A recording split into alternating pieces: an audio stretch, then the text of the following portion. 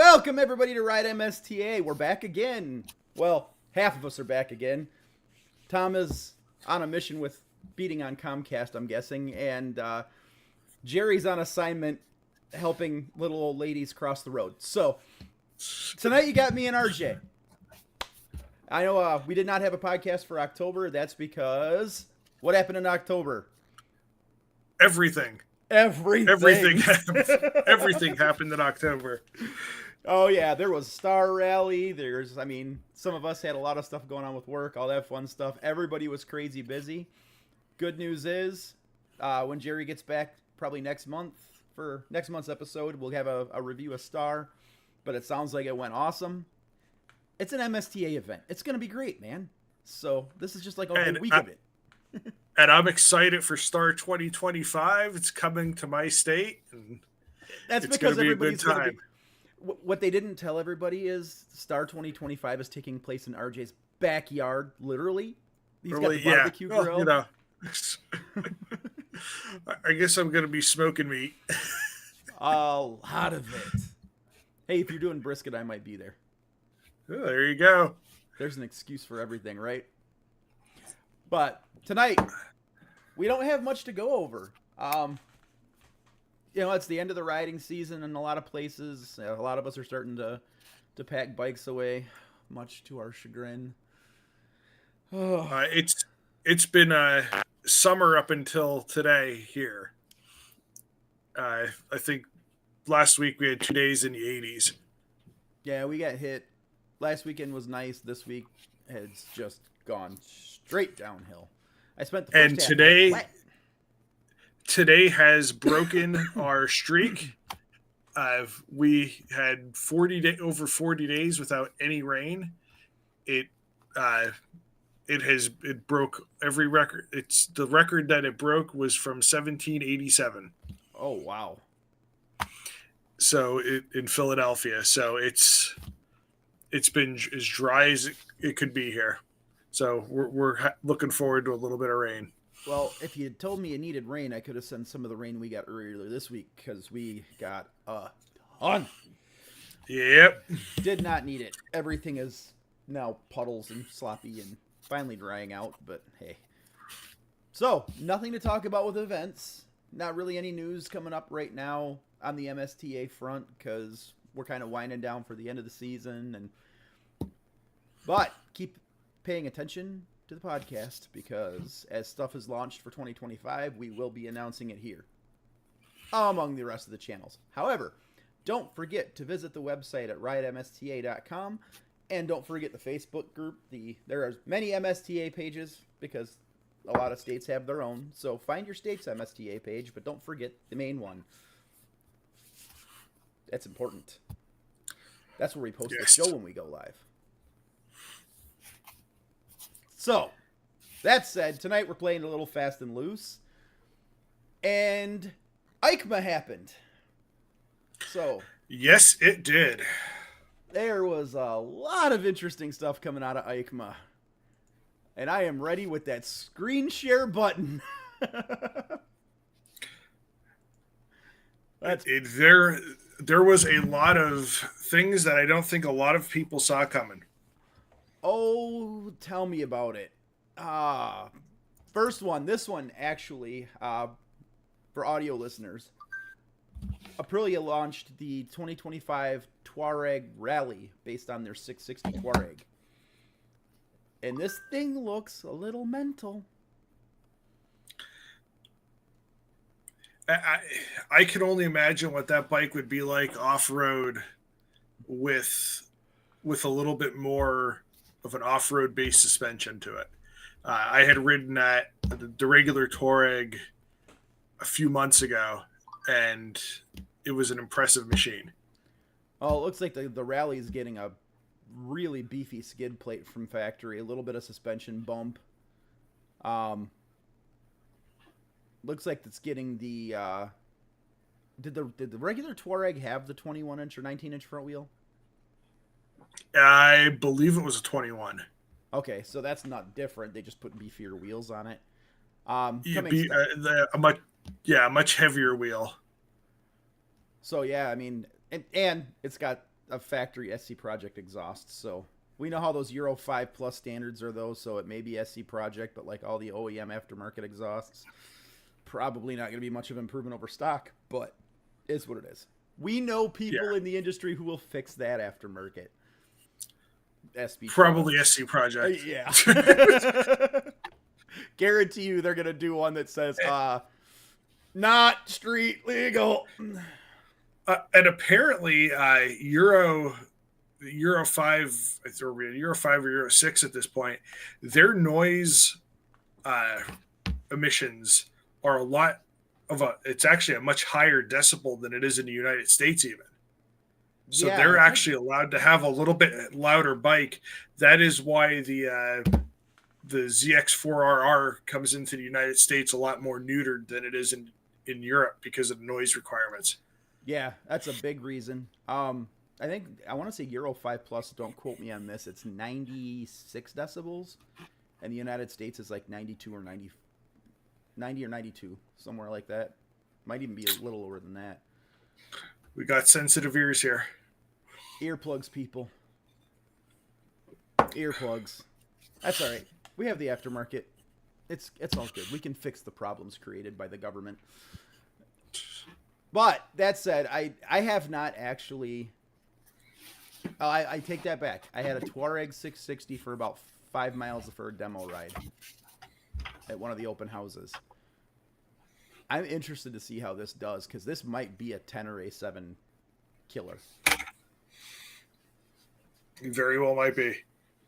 That engine definitely feels lively. However, they're updating the 10 or A7 as well. Ah.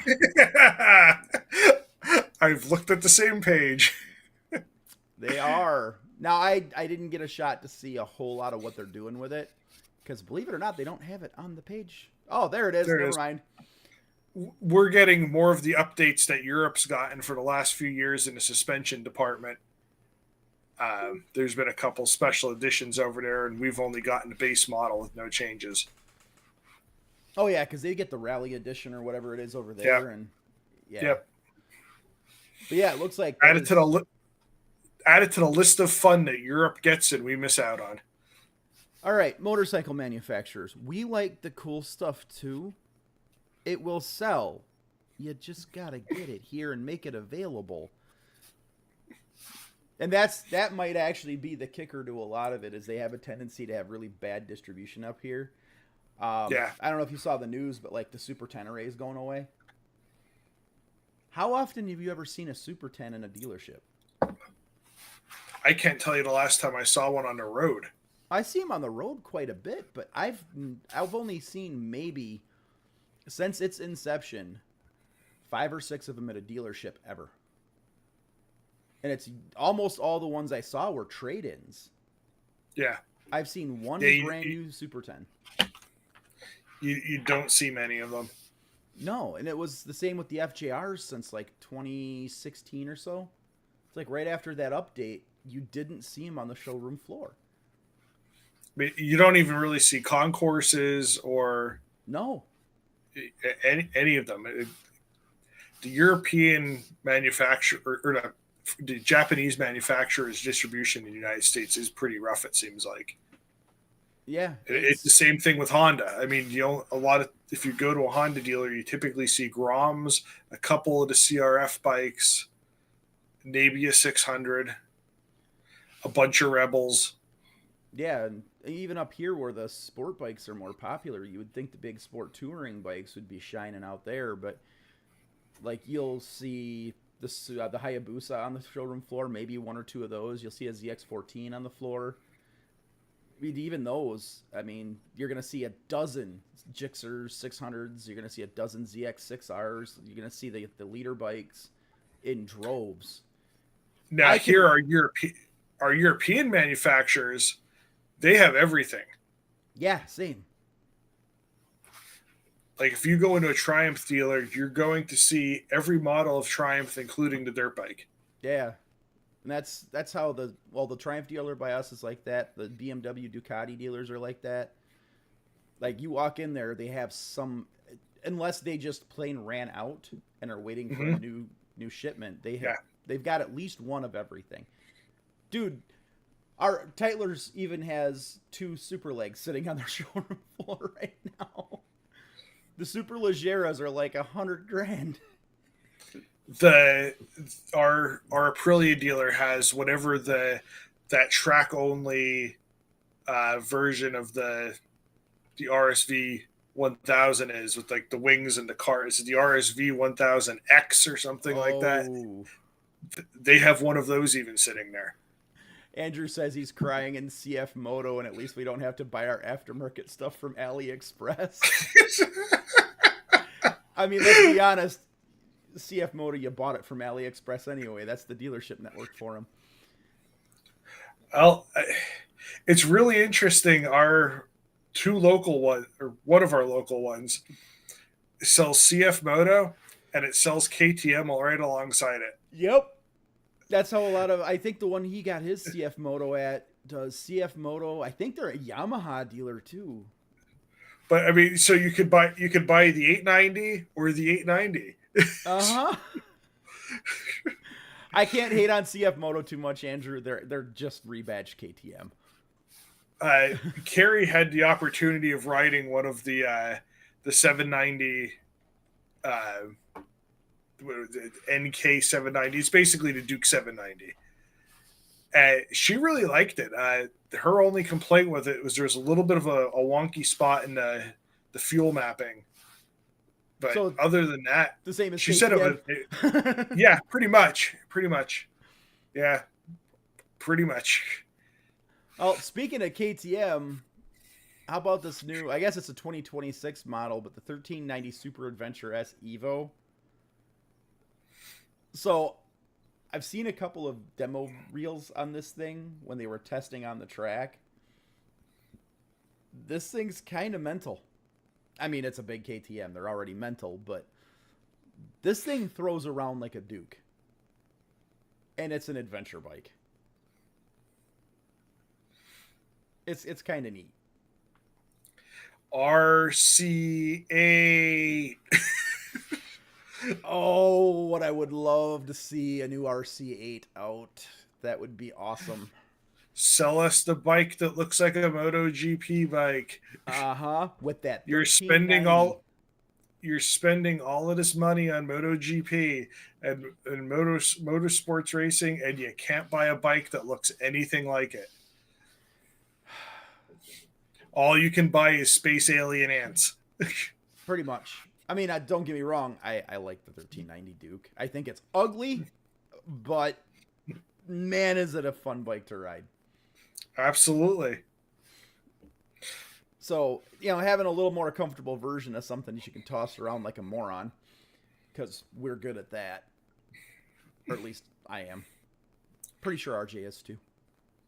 Yeah, I mean, that is probably one of the most fun sport touring bikes you could buy right now. The big highlight on this point, though, is, did you notice the little part about it's coming standard with the AMT? Automated manual transmission. That is the one spot on this bike that made me go, if you don't make the true manual an option, you lost me.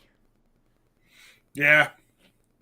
And that, I will honestly say, though, I've been seeing that more and more from these manufacturers. Not necessarily that it's going to be standard, but there's a lot of manufacturers that are pushing this into more of a normal. You got BMW with the new version, their version on the 1300 GSA that's coming out. You've got Honda with their new e-clutch system. We were talking about that last podcast. But now here's EICMA, and these bikes are popping out with it. Yeah. Well, I mean, it kind of seems like everybody, there's a couple classes of bikes where everything's kind of focusing around. It's the large adventure bikes. I'm guessing we're going to get to it in a little bit. The mid to lightweight adventure bikes. And that seems to be where most of it is right now. Well, I mean, let's be real. How long before Yamaha puts theirs on the Tracer? Because that seems to be where they're testing all of the tech now. Yep. And as soon as it's on the Tracer, it's probably not going to be long before it's on the T7. Because no more Super Tenere, so the T7, that's their that's their adventure bike. However, okay, little speculation side in that one, since we know the Super 10 is going away, and they're putting all their eggs in this CP3 basket. What are the odds we're getting a Super 10 with that engine? Or a Tenere 900. Yeah. So T9. T9. Yes. But Yamaha likes their naming families. That is one thing for certain. That is true. But yeah, a Tenere 900 based on that engine. Yeah. I'm not. I mean, that'd be a good run against the Triumph 900 Explorer. Yep. So, speaking of Yamaha, they updated the Tracer for 2025. And it sounds like it's not as much of an update as that we're getting as it's going to be a de-update. That they're now going to be bringing the base model into the United States instead of just the Plus. Yeah, we're getting the lower tier Tracer over here that they get in Europe. But they did give it a whole new front end with a whole lot more lighting. Except it's a little odd looking. I think I saw a price tag of like $12,900 for the 900 for the base model one. $12,600 for the base model. $12,600. That is a steal of a bike for that kind of money. It's a lot of bike for the money, but I wonder what the viability is on that one here. Yeah. Well, I mean, it's a good Tiger competitor. It is, but when you price out the 9GT Plus, you're talking like $15,000 with everything. And when you're starting with the Triumph, by the time you add the bags and everything else onto it, the Tracer comes with factory, you're into it for almost 20. Yeah, I mean, this is definitely the better deal. Yeah, and it's a fantastic motorcycle. That motor is absolutely sublime. That's the only way I can describe it. I mean, I had just ridden an XSR 900 lately, and that bike was all the bike I'd ever need and more. Oh, I can confirm from Tracer ownership that, I went into that bike thinking, I'm used to the big bikes, like the FJRs, the Concourses, the Taibuses, the X14s. Like, that's my jam. I went into the Tracer. I mean, okay, yeah, it's going to be more light and more nimble. I figured I would trade that thing in 2 years. I kept it 5. And if I didn't need the 2-up bike in my garage, I'd still have it. And I'd probably want the base model because I'm not really a big fan of that luggage. So I didn't think it was too bad when I demoed the 24. I'd prefer having a big square metal box. Yeah, that makes sense. Because my stuff fits in it. True. And I mean, the bike's already funky looking, so the big metal boxes ain't gonna make it look any worse. Yep. Nope. I don't own anything that's that shaped. No. But that engine is a honey. It does have the GT Plus still has the adaptive cruise, which I'm not sold on after the demo ride. It works as advertised, but man, it's finicky. I'm not a fan of taking control away from the experience of riding the bike. I enjoy actual cruise control for a little while to give yourself that, because like the throttle locks and stuff that we've used for years are kind of janky to begin with. Oh yeah. But in having that be able to come off with applying the brakes, I like that idea. But other than that, I just feel like that's more things to go wrong, more expense to the bike, and taking away from the control of the bike and riding the bike. See, that's my concern with it, because I know how it reacts in cars and in the trucks. Like, we got a lot of our work trucks now that have the adaptive cruise and all that stuff in it. And the Yamaha motorcycle system seems to be a real similar to the cars, and I need a motorcycle does not react like a car does, and as soon as it does that thing, now you've got to have the momentary time to decide what Mm-hmm. do I need to do in this situation to counter with the bike. If you're in control of it, you know what the bike is going to do as you do Well, the bike knows exactly what it needs to do. It doesn't know what the meat puppet sitting on top of it's going to do. it. Exactly. And in the car, it doesn't, or a truck, it doesn't matter what the meat puppet does. And that's the biggest issue I had with it, because I tried it out, and I actually had a friend of mine demoing with me, so I intentionally had him slow down in front of me as we were talking over comms to see what the bike did, and he slowed it down pretty good, and it did its thing, but it was such Yeah. an eerie feeling.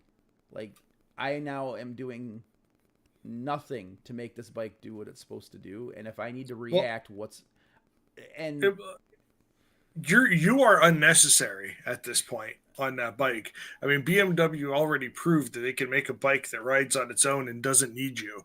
uh-huh. And that was kind of I think my uncomfortableness with it was, okay, what happens when this thing decides to save itself and sacrifice me in the process? Well, I've several friends that ride horses, and every time they talk about their horses, I say it's just a big dirt bike that has opinions. Uh-huh. And I don't need my bikes And to have now, opinions. and I don't want my bike to have opinions. Yeah, I wasn't a fan at all. So I think we're Yeah. on the same page there. It's just, no. But I do like my cruise control. That I will say. Yep. I, my GS At anytime a good bike's coming in at a lesser price than it was before, it's a win. Yeah. I mean, it gives you the option to get rid of that. I think the base model over in Europe still has cruise. It just doesn't have the adaptive. Yeah. And I don't think it has the active suspension. It's just got standard suspension. I would rather that too, because as somebody that actually goes in and changes my fork oil occasionally, before it spoils and starts smelling like dead animals, the service on a non-active suspension is much easier to do yourself and doesn't require sending it out somewhere versus being able to do those things myself. I mean, some of those aren't too bad to do. Yamahas, I don't think have been too bad to do over the years. I know I've done FJRs, and their shock service is no worse than any other shock. You basically got to take you send those out. But the forks, I never had too many issues with. Like, they're pretty basic. Now BMW, on the other hand, in their telelever suspension, it's a shock front and rear, so you're kind of boned. But I was more talking about once you get into the electronic adaptive yeah, they're fine. things. Oh, okay. I did my last FJR was an ES, so it had the semi-active suspension and stuff on it. Those forks weren't that much different than working on standard ones. Basically, it's just the servos controlling the compression, rebound, damping, and the preload. They're turning knobs for you. Pretty much. That's exactly what they're doing. But the service on them was not bad. I mean, if they went with a similar system on this one, then yeah, the forks, you'd be able to do them just fine. Yeah. But it does. I mean, base model without it, then you can kind of do what you want, carte blanche. Because the one downside to the active suspension is when you do want to change things in it, like spring rates and things like that, now they're more expensive. Yep. So, yeah, caveat to that. But get the base model, then you kind of free to kit it out the way you want. As we were talking today with a bunch of friends of mine, every one of those bikes is built for a 170-pound rider. Uh-huh. And I was 170-pound probably last time in 7th grade. Same. Yeah. So even my race weight, I was probably 210 with gear on. So any bike needs to be resprung to be done right, and then once you do that the bike doesn't know what the spring rate is for what you have in there. Nope. But Moving on from Yamaha. So the new RSV4 from Aprilia. This was another one that I actually caught my eye a little bit. It's mostly unchanged except for one little detail. It got a horsepower increase. A significant one. To 220. It didn't get any wings or bigger wings. No, the whole front end is a wing. Look at it. It doesn't need wings. It is a wing. I'm sorry. I just don't understand the wing obsession. I know it's not a BMW M1000 double R black carbon extra exclusive edition where you need a pilot's license to fly it because of the size of the wing. It's getting there. It's close. It does have the horsepower. But yes, it does. I don't understand that on street bikes. Like, really, even on the track, there is almost no schmuck out there buying these bikes at the dealerships that is ever going to get to a point where those things actually take effect. Well, the thing is, the guys on the track can't get it if the schmuck on the street doesn't have it because of homologation for a superbike. So even the bodywork changes? The bodywork has to match if there's wings on the street bike, you can have wings on the track bike. Well, now I know why they're getting all the wings on the leader bikes. Okay, that makes sense. Yep.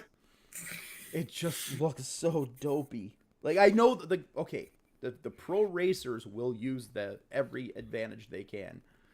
But street bikes look so silly.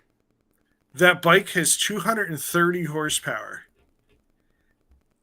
99.9% of the people that buy that bike can effectively use less than half of that. Oh, let's be realistic. The computers are going to shut that thing off at about 120 horsepower, and most are going to think they're hauling tail. That's going to feel traction control slip and all that fun stuff, and it's going to get them out of trouble, and they're going to think they got the fastest thing on two wheels, which technically they may. They'll never see it. I think my record at a track day is I passed a guy in a Panigale 4 times on a Thruxton 900. Same guy, 4 times. That is ego deflation to the max. Same. Well, all I'll say it was fast in a straight line. That's been, oh my God. So one of the guys I ride with up here that still does track days regularly, we joke about another guy we ride with.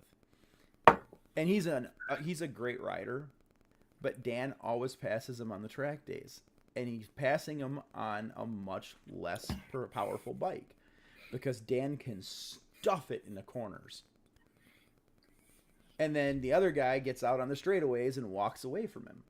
He's got horsepower advantage by a lot. And it's the cornering, people. Learn how to corner your motorcycles. Anybody can twist the throttle in a straight line, especially with modern computer technology on these bikes. They're just going to go, okay. But I will say I do want to go demo ride this because I'm in the market for a big burly leader bike for reasons. And go for a Tawano.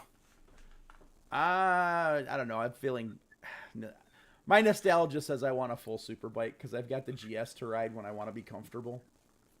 But your over 40s wrists say you're not. I don't know, man. I took Dan's Aprilia out a few times, his RSV Malay, and I was actually really comfortable on that. I won't ride it more than an hour, but yeah, that was... I've hijacked a few of them. I will say the R1s I cannot ride for long at all. I've ridden a Tawano V4 factory. It was a comfortable bike to ride. I mean, it was a little forward, but it was like much better than it would have been on a sport bike. Yeah, I like the Tawanos too. They're good. They're fantastic bikes. Little more wind protection would be nice, but that kind of defeats the purpose of a naked bike. But there's a windscreen there, and where a windscreen exists, the aftermarket makes one bigger. True that. I mean, I'm the guy that used to rip around on a Z1000 all over the country too. So I've done dumber things, but I've got this craving for a big, fully fared, stupidly overpowerful bike. And I've had the Hayabusas and I've had the ZX14s. I've never had an RSV4. I'm thinking an RSV4 might be in the future. And then I got to throw the keys to RJ so he can take it around the track. I can't ride that thing. Get half of it out of it. So, our next update. This one actually made me happy to see. Suzuki is finally updating their DRZ 400. We're getting this DRZ 4S. And that's S for someone finally decided to put fuel injection on it. But it is not S for someone decided to add a sixth gear, unfortunately. No, still a 5-speed. I mean, let's be real. It really doesn't look any different other than an LED headlight now. But and fuel injection. It got fuel injection, making a monstrous 38 horsepower. They did put a slipper clutch in it, though. I don't think they had a slipper clutch before. And it actually looks like they put some decent suspension on it, too. Yeah, it's now got the full KYBs. Because I don't think they had... I think they had Showas on them before, and they were just... nothing. But full 46mm KYBs on it now, with all the adjustments, and 11 inches of travel. Can't wait to test out one of the SMs at some point. I want to test one. I'm banned from buying one. It is you take the shortcut down the flight of stairs a few too many times in front of certain people, they go, you need to sell that bike. And then I rode it back up the stairs and down the sidewalk. If you guys aren't noticing a trend, I am a recovering hooligan that is regularly relapsing. That's my story, and I'm sticking to it. But, yeah, 23 years of not touching the thing. They're finally giving us a fuel-injected engine, some more modern suspension. It says more modern electronics with ride modes, and I do like that it has switchable ABS on it. I don't necessarily... Yeah, especially... Go ahead. Yeah, for both the dirt bike and the supermoto, that's a good thing. Oh, yeah. It's a lot easier than having to take the seat off and pull the fuse out. 100%, especially on those, because I think on the DRZs you got to unscrew stuff to take the seats off. Yeah. But I don't necessarily know that a 38 horsepower dual sport needs ride modes. I mean, what are they really going to give you in ride modes? Street and rain? If you're not able to manage 38 horsepower in the rain, you're in trouble already. Yeah. And the traction control, too. That's a little... I can go back and forth on that one. Maybe road and dirt. Yeah, maybe. Maybe it lays up the throttle a little bit so you're not as hair trigger on the dirt. Or it's like my wife's 390 where while it doesn't have traction control on it, it has modes, and there's a supermoto mode that it basically just kills the ABS to the back wheel. Still have front ABS, no rear ABS, so you can slide it. Oh, that's not so bad. I mean, it just seems like it's a little overcomplicated way to just, make it so you can switch the ABS off and then call it a day. I don't see the need, but yep. We haven't seen the MSRP on it. I'm sure it's going to be more. Oh, KTM and their 990 Duke R. So this has been teased a little while now as a replacement for the 890 Duke, but we're finally really getting a good eye on it. So 130 horsepower, a little bit of a bump over the standard 990. And it's a 395-pound bike. Yeah. Oh, yeah. That's going to be a heck of a toy, and I guess they're coming out with an RC9 as well. Oh, so they're going to do the full sport They're going to bike. do That's good. a full of that 990 motor, or an RC 990. I think it's going to be. Oh, I mean, it seemed to work with the RC 390. That was a big seller. Yep. And Yeah, this, and that's now competitive for the 990s would be able to be run in the super sport classes. So and 130 the horsepower next and gen. sub 400 pounds. That's nothing to sneeze at. That is a fast No, bike.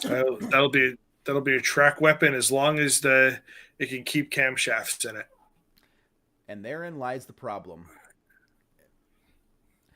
Husqvarna has a new dirt bike. We don't really care about that. Moto Guzzi, Stelvio. I like the paint So scheme. we'll come back to the Husqvarna dirt bike a little bit later. Okay. The Because that Stelvio falls into my it falls into the my little rant on electric bikes. gotcha. So we'll keep that one on the back burner for a minute. The Stelvio is getting a fancy special edition paint job. Cool. Updated Panigale V2. That is actually shaping up to be a little bit interesting because now they're going to the engine that's based on. It's their new engine platform, if I remember right. Yes. Looking at and that was actually one of the things that I had on my list coming out of EICMA was the new Ducati 890 V2. Yeah. There were two things that I noticed that were very un-Ducati. In fact, not Ducati at all. It lacked Desmo. Yep. And it lacked belts. Yeah. It has cam chains now. So most of the things that have kind of made the barriers of entry, and not necessarily entry, but continued ownership of a Ducati, it has taken him away a little bit. Well, and this new V2 engine is they're going to be using it on a lot of different bikes. This is what's going to go into the Desert. What was it? Desert Sled? Desert X. It's going into their. I think this is based on the motor that's in the Monster Plus. It'll probably end up going into the Super Sport. Yep, it's if they continue the Super Sport, that might be on the chopping block. But it will be in the Multistrada V2. So they're doing a smaller Multistrada. So I'll be interested to see how this engine goes because this may fix a lot of the maintenance headaches that come with the Ducatis. Because that Desmo system, while it's cool, it is a nightmare. And it doesn't seem like it's needed anymore. I mean, many companies have gotten bikes to spin at much higher RPMs, and they've eliminated valve float. Yeah. So I kind of think the need for the Desmo is kind of gone away, and it was being kept as a heritage type thing, but it's also a huge barrier to continued ownership for them. I mean, when you go and get $1,000 valve check bill after a year of riding it. $1,000? Yeah. Try more like $2,500 for a Desmo service. Yeah, it's ridiculous. And I'm guessing the service intervals are going to be probably on this be much closer to what the Multistrada V4 was, where they were like 25,000 miles now. That's 30, a little bit easier to swallow. 32,000. 34,000. I mean, that's a much easier pill to swallow. Well, plus, it's a valve system that everyone knows how to work. Well, every at least modern motorcycle mechanic that doesn't work on Harleys knows how to work on. Yeah, that's the standard cam and shim or bucket and shim. Yeah. But that's the thing. Like even the Japanese manufacturers haven't pushed that 34,000 mile valve inspection. Like they're still in the high teens, low 20s on most of them. So for Ducati to do it, and that sounds like what this is just a cut down V4.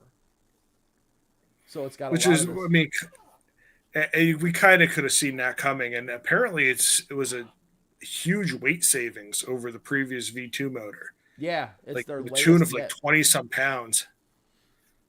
Yeah, so I mean that as long as they didn't cut reliability to get that weight savings. I that Desmo adds a lot of weight, believe it or Yeah, not. And then, I mean, let's be honest, cam chains, the metallurgy in them's gotten so good that you can get rid of the they're complexity. almost a lifetime. They're almost a lifetime item. I don't think I've ever changed a cam chain on a motorcycle, a modern motorcycle. Yeah, I mean, it's have I done valves? Yeah, I've changed chain guides, but I've never yeah. actually had to change a cam chain. Just I've had to do a tensioner, but not. Yeah, yeah, the tensioners, the guides, the plastic runners. Yeah, Yeah, done those. Never changed a chain, and they're light. Like yeah. all that timing belt gear weighs too. So 120 pounds, a lot better service intervals. I'm big time on board with this, and it's a Panigale, so it's pretty. Yep. Oh, we can't talk about that one yet, because there are a few other honorable mentions that popped out of EICMA too, and a few other things. Royal Enfield has a scrambler based on their 650. The new Bear 650 based off the Interceptor.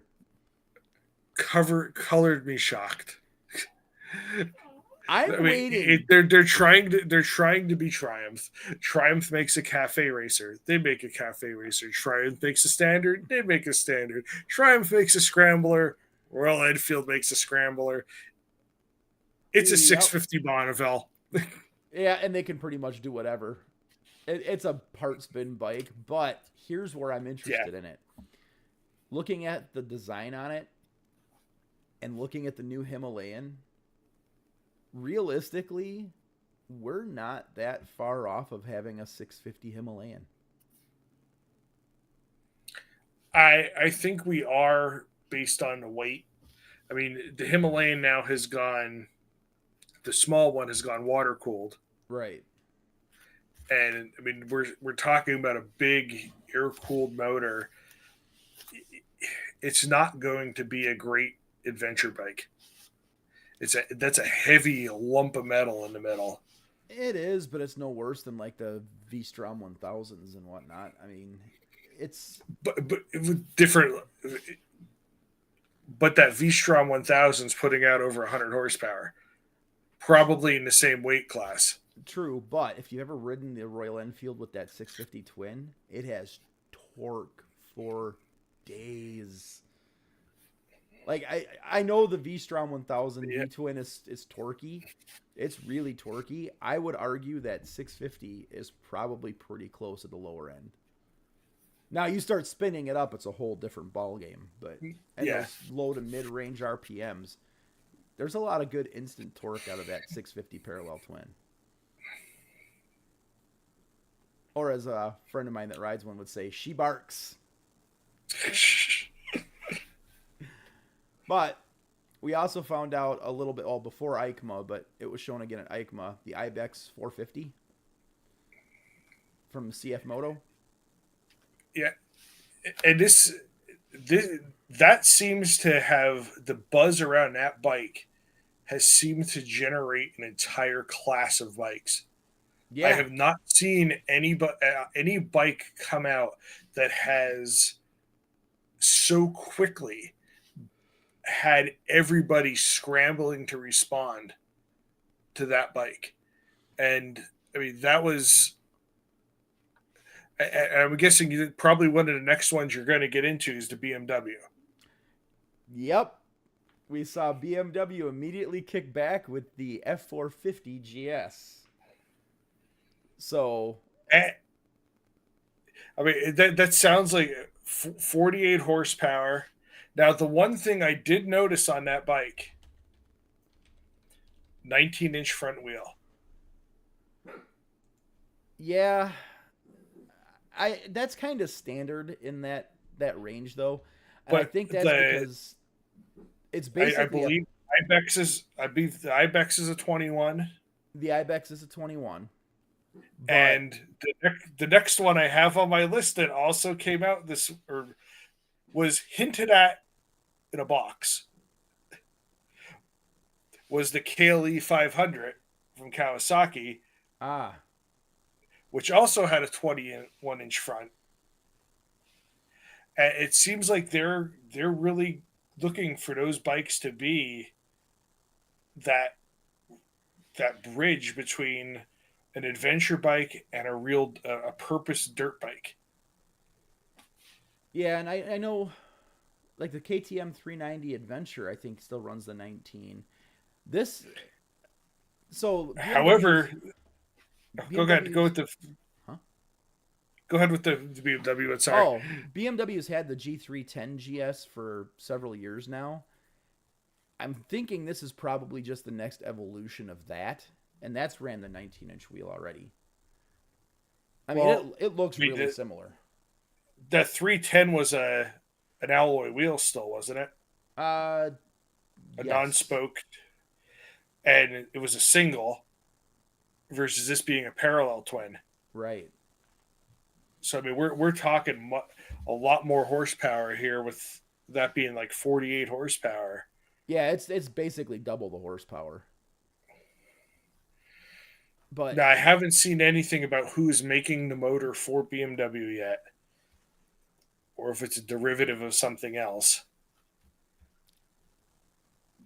if I had to guess, it's going to be the same company that does the G310s now, because that's who's doing all of their smaller bikes. I think they're even doing the F900s. The F800s, F8s are, I think, made in China. So yeah, it'd be I this. think the 310s are, I think, are Indian. Yeah, the 310s are India. Are the so BMW is doing the F800s in The China now? Pete the parallel twins are in China. Okay.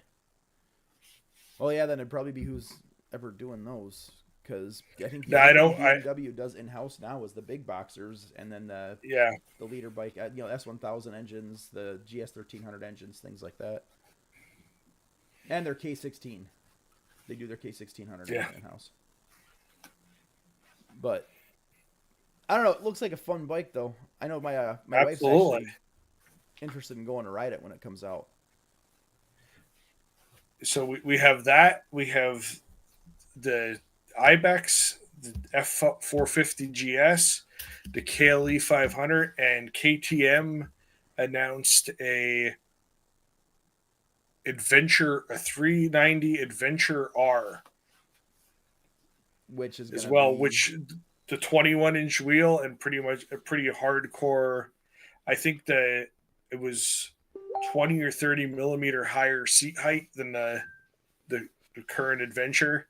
So you're getting more ground clearance out of it. So that's going to be a big bike. yeah. Well, I mean, how many of these popped up because Royal Enfield did the 450 Himalayan? Well, I mean, even the Yeah, original 411 Himalayan were selling like crazy. and I mean Kawasaki had that the Versus 300X that Yeah, was out. I don't think it sold really well, and everyone from the moment that came out was like, put the 400 Ninja motor in it, and and now they're basically doing it. now they're doing it. Yeah, Yeah, I honestly, man, that is a fun class of bike to really watch because the they're the one light. thing that the one thing that disappointed me out of the F450 was the power numbers a little bit. With it being a parallel twin, I was hoping to see a little bit more than 48 out of it. I mean, KTM is getting 44 out of a single. Yeah, but like think about what the Ninja's pulling out for horsepower with their 400 parallel twin. It's about Yeah, 45. So, I mean, it's not that far off. The big thing here is going to be what it has for torque. That parallel twin's going to punch some torque over the smaller singles. Even if KTM's yeah, getting more horsepower, they're getting it at the expense of revs. yeah, yeah. But it's a great class. I mean, it actually looks like my wife might at some point have an adventure bike that's decent that she'd be able to ride. Same. I guess my wife's been pretty gonzo for the Himalayan 450, but now that she saw this, she's really thinking about it. So, moving on from the F450 GS, the one I've been waiting for till the end. It's not a bike, It's a but it. oh, I had one other one before you get to the big one here. Okay. CF Moto kind of quietly announced a 1,000 cc V4 superbike motor, 200 plus horsepower, and they're saying that they are having a superbike coming very shortly to compete in superbike classes for racing. I forgot all about that. My biggest fear is that much horsepower with fasteners made of butter. It worries me, but it's gonna make somebody stand up and take notice. I can tell you that. Well, I mean, everything else that's coming from there, and like the KTM's and all that they're building there, it, it's probably their MotoGP motor, knowing KTM. Yeah, it just they put the soft cams in it. Yeah, they're going to use the good ones for this. So they'll last 2 oil changes instead of 1. So they're going to use the actual metal for this one instead of the cheese. Well, that'll be a fun one to watch, because if it comes out there half the price of everything and starts spanking some tail, we might have a new horsepower wars on our side. Not that we're not already kind of there, but we're there at a very high price point. Biggest thing is the adoption rate. Are people going to trust CF Moto enough to drop the kind of coin it's going to cost to buy a 200 horsepower superbike from them?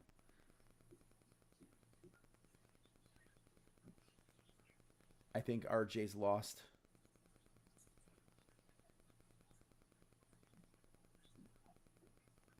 He walked away from his mic again.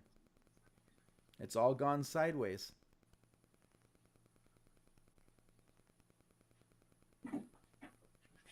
He's almost back. I'm back. yeah. It's going to be interesting in general. I think the reliability of some of these lower class bikes, as people start putting some miles on it, is going to show where they're at here. Is this Honda in 1968, 1970, or is this more of Chinese stuff doing Chinese stuff? That's going to be the big kicker, because you're asking a lot of people to spend superbike money on a Chinese bike. And the price differences aren't what they were 5 or 6 years ago. I mean, when we were out at Moto America this year, we rode some bikes between the races, and we rode the CF Moto whatever 800. It's basically a KTM, and my wife rode an MT 700 back to back, and the price difference between those two bikes is almost minuscule compared to what it would have been 10 years ago. And I don't personally know that I'm ready to go spend Yamaha money on a CF Moto. Oh, especially not when you know that Yamaha is going to be bulletproof. Yes. So, I mean, they are consistently one of like the best reliability motorcycles. I mean, we all think it's usually Honda, but Yamaha is up there, usually number one, quietly every year. Well, that's because Yamaha is actually not afraid to get a little bit wild, and somehow manages to do it reliably. And Honda went completely the opposite direction and said, we're going to make everything bulletproof and boring. Until this week. Yes. Where did this come from? I opened Facebook, and the first thing I saw was an announcement from one of the journalists I followed that was at EICMA on Honda having a electric supercharged, not belt driven, V3. And we're not talking about we're just making a tiny motor for efficiency. Oh, no. This is a superbike grade engine. They are talking over 850 cc's, over 200 horsepower. It is. This is Honda going back to their skunk work roots. You know, if anybody's been around bikes long enough, they remember there was a time and place where Honda was literally setting trends, changing the game on a regular basis. I mean, you had the CBR 900RR, the VFR, the VFR, the Interceptor, the NRs. Yeah. Who thought to make oval pistons and turn a V4 into V4 into a V8? That would be Honda, because rules existed and they found out how to get around them. But on the other hand, did it work? Pretty well for them. It worked in the race bikes, wasn't so good on the street, a little bit unreliable, but that's the thing. Honda would play. I don't think that bike won a championship either. That was the riders. I'm blaming the riders.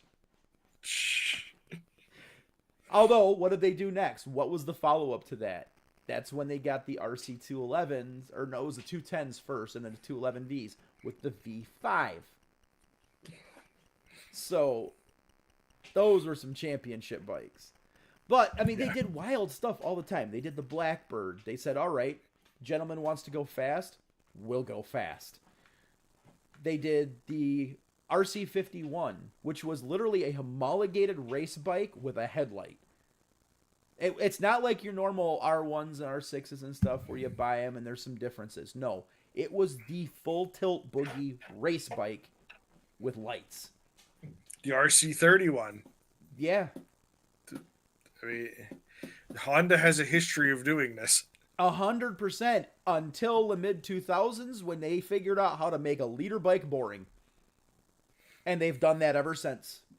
It's been your CBR 600 double R, your CBR 1000 double R. Occasionally you'll get something interesting. It sounds like their new CB the CBR 1000 RRR eye patch edition. It sounds like that bike has actually started to get somewhere. I believe they won Stock 1000 in Moto America this year with it. So championship. Here's what I'll say about that. It looks like they're getting closer to everybody else. That new they call it's the Fireblade now. So let's. Yeah. It's easier to say than CBRRR 1000 RRRRR. So is this the Fireblade RRR? Fireblade. Yeah. So you have to accent it with the eye patch on. So they went the same route as Nissan did with the GTRs. If you've ever been in a GTR, I know a lot of people haven't, but play with me for a minute here. If you've ever been in a fast car, there's some drama there. You can feel it. There's something to connect you to it until you get into that thing. And then it's literally like playing Gran Turismo. Oh, yay, it's fast. And you feel nothing. It is the most neutral, numb feeling thing ever. And that CBR 1000 does the same thing. It has figured out how to make 200 horsepower boring. What's a pirate's favorite letter? R. No, his true love is the sea. Welcome to RideMSTA podcast, home of your dad jokes now. That was a good one. The more interesting part of this V3 engine, though, as if it could get more interesting than Honda finally pulling their collective stash of old cocaine out and sniffing the whole line off of the desk. Did anybody else look at the chassis that it's in all of the press photos? That is a sport-derived steel trellis. I don't think it's a sport tourer. Single-sided swinger. I think that's a naked bike. That is a Ducati monster if I've ever seen one. Yeah, but like a roadster. Let's be real. This is okay. I can see this being the next like CB1000, but at the same time, that CB1000 even is a fairing set away from being a VFR. You got the single-sided swing arm already. You got a good suspension. You got a wild engine, and that's where they tend to stick the weird engines in the VFR. Give I me a was VFR. going with what was the 750 V twin of the late 80s, early 90s. 650, the Hawk. The Hawk. I was going with this looking very Hawk-like to me. Single-sided swing arm, the motor being out there so you can see it. I could see that. Because they want you to look at this motor. No, 100%. If you put some wild stuff like this in a bike, you want them to look at it too. Yep. I don't know. That is done too cleanly. I've seen what my VFR looked like naked. Yeah. It didn't look like that. You have a very valid point. But, don't dash my hopes. But I think it's going to be a great bike. I don't think it's going to be a super sport. It's definitely not a super sport. This is something a little more niche. So you're probably more onto the right path. It's probably going to be their next naked bike. And I would be really interested to see how well this electric supercharger does. It's going to be interesting to see how they solve some of the issues with it, because I mean, I took the deep dive, and when I saw there was an article in Cycle World written by Cameron on how electric superchargers work, I took the 20 minutes and 3 reads of it to understand it slightly better than I did before. It does sound like it's not a new idea to run an electric supercharger. No, it's been done before. Actually, I think it's been done on heavy diesels. Heavy diesels, and I believe Audi did it, and actually Honda had an experiment with it. One of the years when they ran the Pikes Peak hill climb with an NRX. Oh. They ran an electric supercharger on one of those. Well, I mean, if they can pull it off, the advantage to an electric supercharger is it doesn't have the draw on the engine. Yeah. Yes, and you can and not only the draw on the belt wheel, you have to, just like a turbocharger, you have to build RPMs to build boost. Right, but it doesn't. You can have boost at idle now. Right, and that's the other side with the turbocharging is it's semi inconsistent. Yes, this could be a linear thing the whole way through. Plus, the other issue with a supercharger is not only at the bottom end, it's also at the top end, because you have to limit your RPMs of the motor to not overspin the supercharger. Right. These two things are disconnected. It can do as it pleases. They were saying his analysis of it was based on his calculations and previous iterations of this, that it was going to require somewhere around 1700 watts to run it. The current alternator, I think, on the Gold Wings is around that. That's going to be the big kicker here, is getting enough power out of the electrical system on such a small package. So can you zoom that picture in on the supercharger? There was something that he pointed out that I had not heard anybody else note. On the front of that supercharger, yep, right where your mouse is, there are 2 silver. That looks to be set up for water cooling of both the supercharger and the electric motor. That doesn't surprise me, the electric motor specifically, because that's not that uncommon. Yeah. I mean, you think about electric vehicles in general, they're all liquid-cooled electric motors. Yeah. So but it's at least that. Yeah. But they did say that this would not require an intercooler, so that makes me wonder if you're onto something with the liquid cooling through the supercharger too. Yeah. It's going to be interesting, because, I mean, you're going to be able to have a V4 bike or a near V4 bike without having to have the wide seat from the Right. VFRs, you're going to have that nice narrow seat, which while the seat height might not change, your actual perceived seat height for how far apart your legs are, it's going to be a much more manageable bike. Right. Yeah, that's going to be the big thing. That I'll be honest, this is going to sound really frivolous, but I'm really interested to see how this thing sounds because I love the sound of a V4 engine and I love the sound of a triple, and nobody's ever heard of V3. I, it's definitely going to be interesting.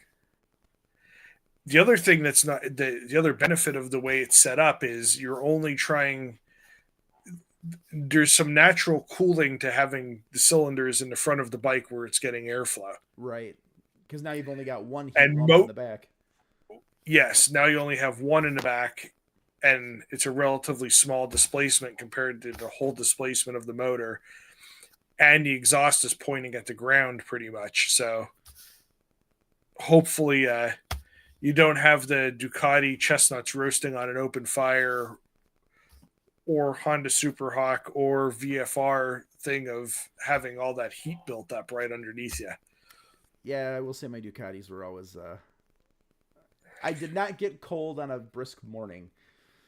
No. Had heat right up my jacket. But to there, I mean, Yep. the cylinder's literally right there.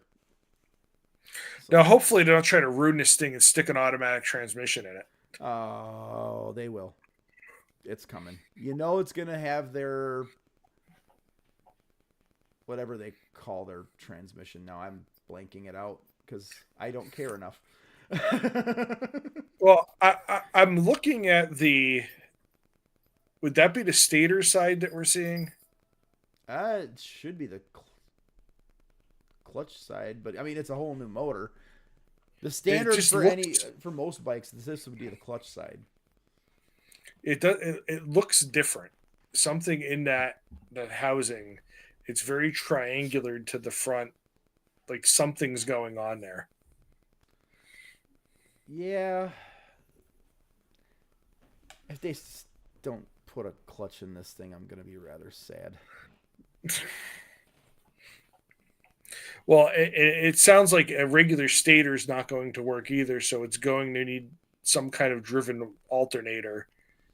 Maybe that's what it is, because this almost looks like it could be. Yeah. They're definitely. It'll be interesting to see.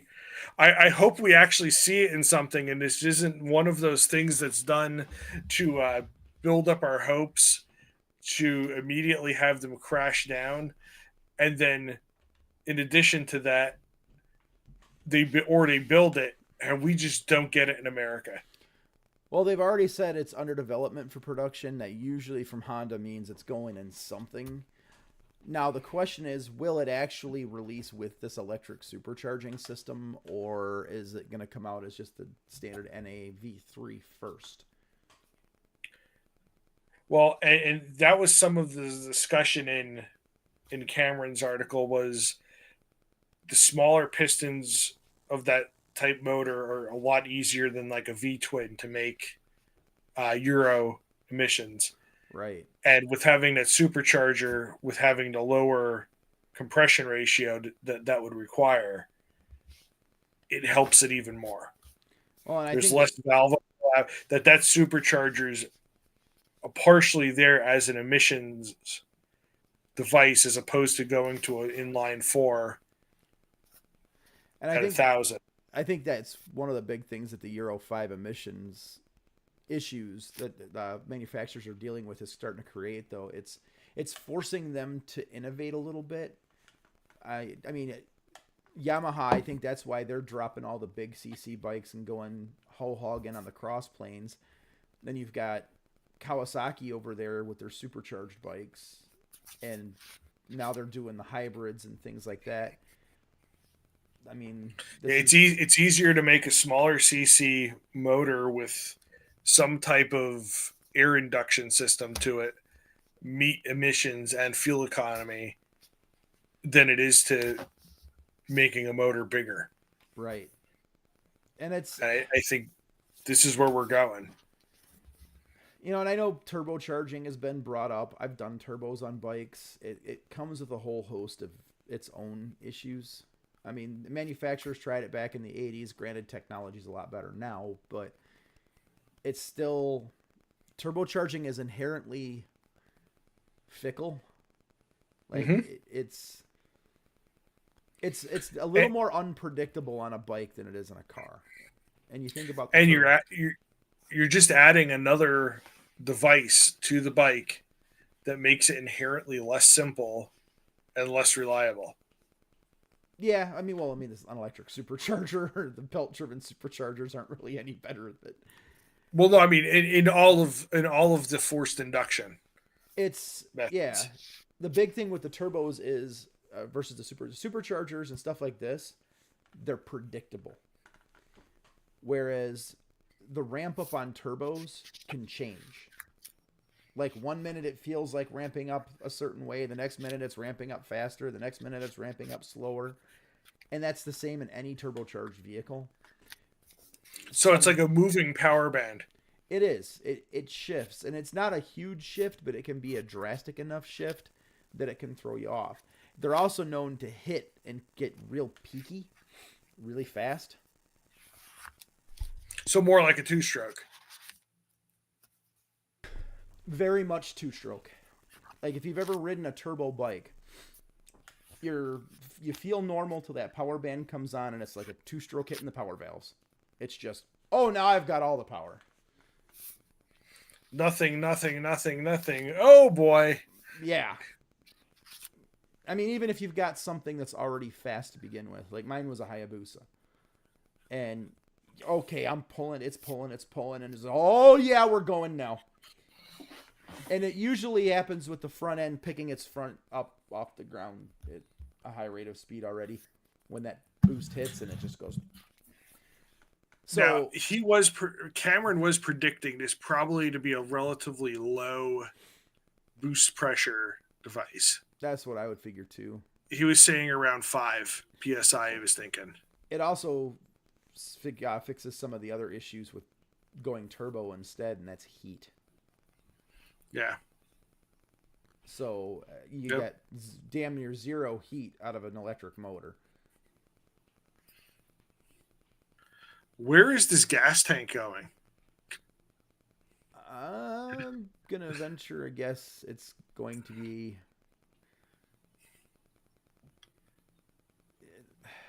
It might go into the subframe. It's going to... Or tail section, maybe. Yeah, that's what I'm saying. Into the subframe, under the tail. I mean, they could go... Looking at this chassis, it could go over the airbox. Well, you're going to be almost higher than the forks then. You ever seen some of these modern sport bikes? That's true. I mean, even my Tracer, when I pulled the tank off of that, that's about what it looked like under there with the airbox and all that fun stuff. And I mean, we don't know for sure that this is even a frame they're using or if it's just a mock-up frame they use to get mounts for something else. We didn't really get a whole lot of detail on it, but I don't know. It's cool. It's got a single-sided swing arm, so you know where my brain went. Immediately to the VFR. It's a V engine and a single-sided swing arm. It's going to be like if a Super Hawk and a VFR had a baby. And I'm on board for that. Absolutely. I've owned both of them. But they were both... That's pretty much EICMA in a nutshell. They have done... It's going to be an interesting year next year for bikes. I mean, I think in general, it's going to be an interesting year for the entire motorcycle industry. I agree. You know, we're starting to see a lot more traction in it. And I think there's going to be some contraction for sales coming into the next year or so. It's already started. I mean, most of the companies that sell big bikes are starting to have some financial problems, especially ones that tend to those Halo type bikes. Yeah. Harley's not having a great time. Polaris isn't having a great time. Right. But KTM. there's been a huge growth in the entry and mid range segment. But a lot of that growth is not here. No, but they're looking at It's it it's globally. in it's in developing markets. So there that entry level segment in the places where they're selling those bikes isn't a DR 400. It's more like a derivative, like the XR 150 Honda bike, not not maybe if we're being really spicy, one of those Triumph 450s. Yeah. But I mean, at the same time, even in the U.S., And it's you've seen a huge. that's a halo bike in some places. Yeah, over here we're seeing people just are not in a position or willing to spend the money on the big flagship bikes. And I Yeah, think that's why even the Japanese manufacturers are putting more of their eggs in the smaller bike basket. I mean, and we're not even talking small bikes. We're talking like the CP3 based bikes, the CP2 based bikes on Yamaha's yeah. end. Um, Honda's bringing over some more of their smaller stuff. It's another big push is being made in that mid-range ADV bike segment too. Yeah, I mean, it seems like the smaller bikes are what's selling everywhere, and I think we're getting to the point where the motorcycling population here in the United States, at least, hasn't replenished itself as much, and some of those folks that had that 1300 GS before are starting to go, that's a 600-pound bike. Yeah, And I don't have 600-pound bike knees anymore and 600-pound bike hips. it can be a handful off road. Yeah. And but a 450 GS keeps me in a GS and is a much more manageable bike. Well, and I think the other side of that too is you got a lot of these. Well, even guys who have a few-year old GS that's paid for, they may not necessarily be looking at going this big adventure bike route again. They're starting to want to go more places, and they're seeing, okay, I might need something smaller for this. And I think people are realizing you don't need the big flagship to go do the thing that you're trying to do. It just Yeah, I was just talking today to somebody that had a BMW 310 and he has 38,000 miles on it. no kidding. And not a problem. No issues. His goal is to get it to six figures. I want to meet this guy. We could be friends. Dude, I love our G310. The thing's bulletproof, and it is all the motorcycle I would need if all I was doing was ripping around on back roads and occasionally squirting down the highway, and I didn't need to. He also has a 1250. I believe it. I mean, but mine's sitting next to a 1200. Yeah, but he's gonna run that thing until he usually trades his bikes in at 30,000, and he's like, nope. He's like, this thing I want to see what I can get out of it just to prove it. And they're so cheap, Doesn't so easy to own. Doesn't hurt that he works at a BMW dealer too. But that's the thing. Like, if this 450 GS is as good as the G310s have been, I am really interested in that bike. I really think that they missed the boat there on not coming out with a 310 rally. Oh, this might be why they didn't, is they were putting their plans into this instead. I mean, that's essentially what you're getting with a 450 GS is it's your 310 rally. Well, I mean, this didn't look. The other thing I did see about that 450, we're not talking same level of suspension. That 450 is good, adjustable, higher end stuff versus the more budget 310. Oh yeah, the boing springs. that 450 is going to be 10 grand all day. It's going to be double the price of the G310. Well, it'll be $7,500. Is it? You can't get that one. You'll have to buy the $10,000 one because that's the only one. You'll have to special order that one from Germany because it won't have the performance package. It won't have the premium package with the heated seat. Yes. Yeah. So, by all rights and reasons, it will 100% be a $10,000 bike by the time you walk out the door, even if the MSRP base is $6,500. Yes. Welcome to the world of BMWs. God, I love those bikes. But I would actually be interested in one because I've debated on grabbing a smaller, more nimble ADV bike. And I mean, it's good suspension, good torquey little twin. I'm here for it. Yeah. The other ones that kind of interested me in that same class, KTM kind of went on like a rapid fire introduction during EICMA, where they basically went, what can we make out of a 390? Oh. All of it. Let's do all of it. They introduced the Adventure R, the SMC R, and the Enduro R.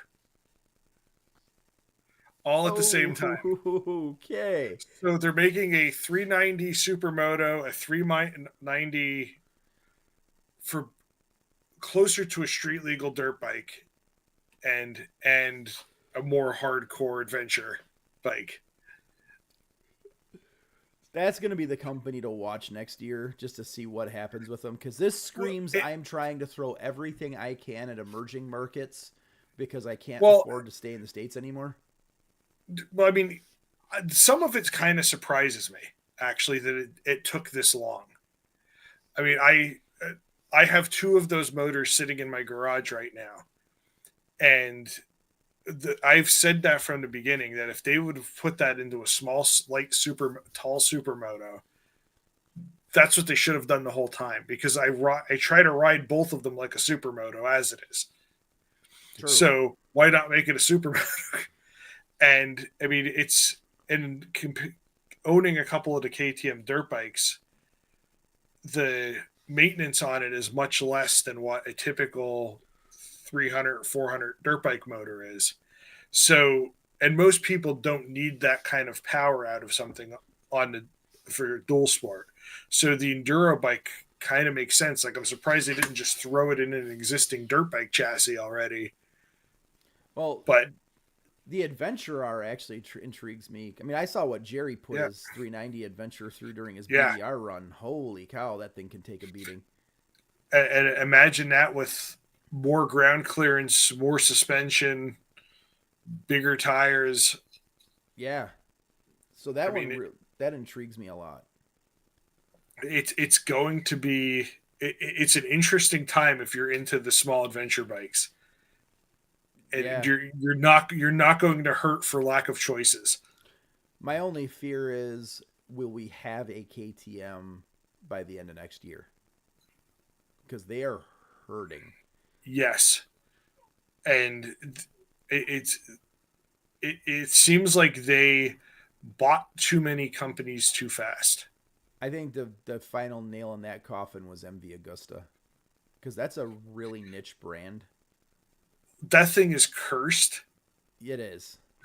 It has been around the block. They make some of the most beautiful, unreliable motorcycles you'll ever see.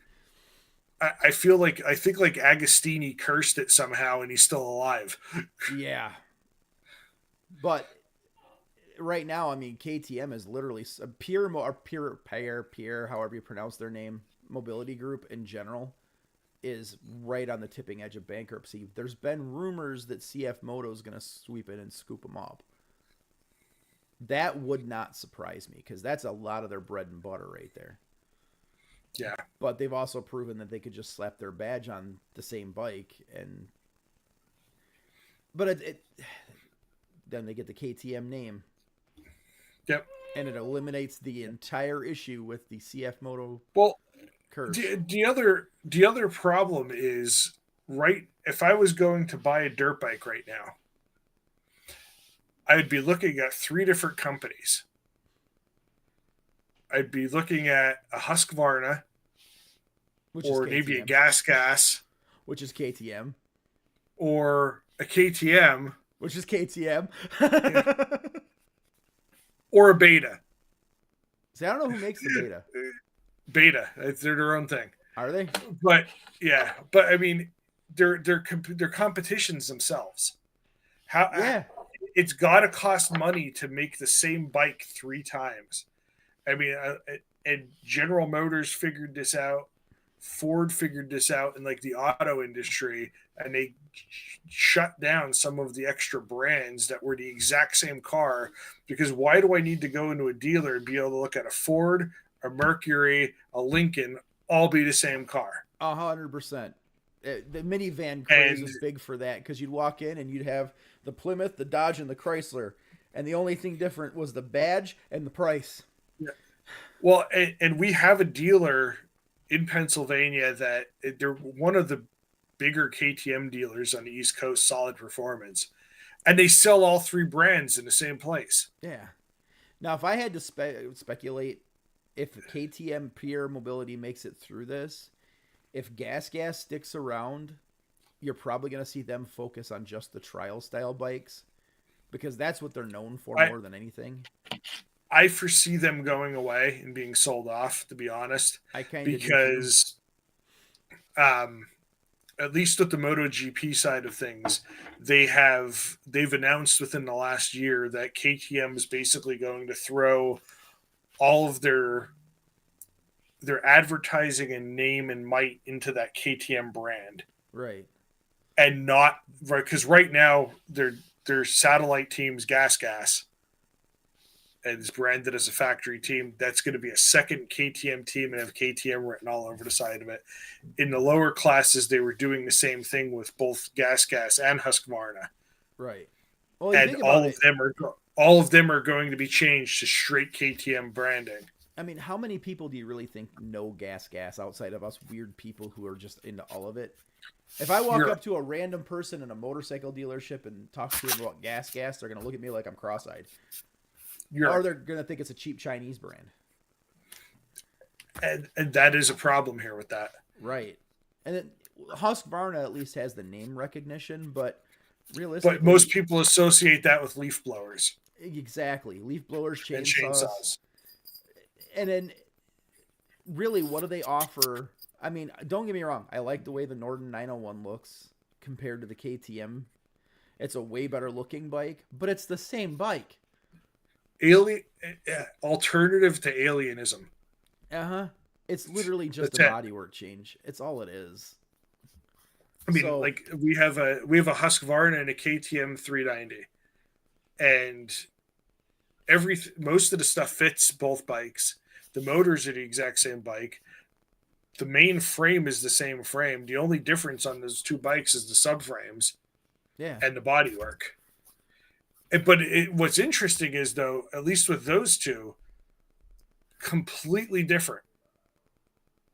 You sit in the KTM, you sit on the Husqvarna. Yeah. That's your subframe, though. But that's the thing. Like you said earlier, they're basically only competition is themselves. So I have a feeling Gas, if it doesn't get sold, is either going to focus on trials bikes or be gone. Husqvarna, I'm pretty sure, is just done. They've got to shore it up over there. And MV Agusta needs to be sold again. Sold to whoever will take it this time. Sell it to Audi. Yeah, I'm not gonna lie. I've watched what they've done with Ducati since the Volkswagen group bought it, and I'm pretty impressed. The changes have been positive. All way. I mean, you got a much more reliable bike. They took Ducati's flair and passion and mixed it with the Audi reliability and engineering, and you get modern Ducati. That's when Italian style. Italian styling and design backed by German engineering. That's when you get a V4 that'll go 34,000 miles between valve inspections. Do the same for MV Agusta, because MV Agustas are gorgeous bikes, and they know how to make horsepower out of them. They just don't know how to keep them running. and they're such a niche bike that Yeah. it's a boutique brand. It's like the Bugatti of motorcycles at this point. Like kind of like Bimoto. Yeah, but I mean, look at how many times Bugatti changed hands in the Yep. car world. I mean, it was a cursed company. Give it just Volkswagen. If you're hearing this, probably not. Salted it. Buy it. Just go buy MV Agusta. Save it, please. I want to see a good MV Agusta, reliable MV Agusta. I don't want to see the brand die. I want my dragster. On that note, everybody, EICMA. I think we're at an hour and a half. Yeah, it's been fun. Join us again next month, tentatively, because it's Christmas, so we'll have to see what everybody's schedule looks like. Otherwise, you'll see us back after the beginning of the year, where we talk more about next year and what we're doing with MSTA, and I'm sure there's some more stuff coming up in the industry for the off season, because that's what usually happens. The winter months is when they say this is what we're doing that's nutty for next year, and then next year happens and we're all riding. Well, one thing I would say back on the EICMA thing, quick, there were announcements at EICMA this year. That was something like of bikes in general. Yeah. That was something that was not happening the last few years. No, they were choosing to do their own virtual announcements. Like motorcycle trade shows may be coming back at some point. Well, the one over in Vegas has started picking up steam again too. Yeah. And that's basically the old IMS show. Yep. I would love to get the IMS shows back in all the different locations, because I used to go every year to Twin Cities and to Chicago. Pre-COVID, do it in the off season when we're not trying to ride our motorcycles. I'm okay with that. Or if you're going to do it the way they tried doing it the last time that they did it. The outdoors. And it was not only come look at the bikes, come ride them too. Yeah, I heard that turned into a bit where you have 6 or 7 demo days all going on at the same time. I'm just, we have Road America right there. Just do it there, man. And then we can do that. I'd be all right with that. Yeah. All right, everybody. We'll see you next time. Say goodbye, RJ. Goodbye, everyone.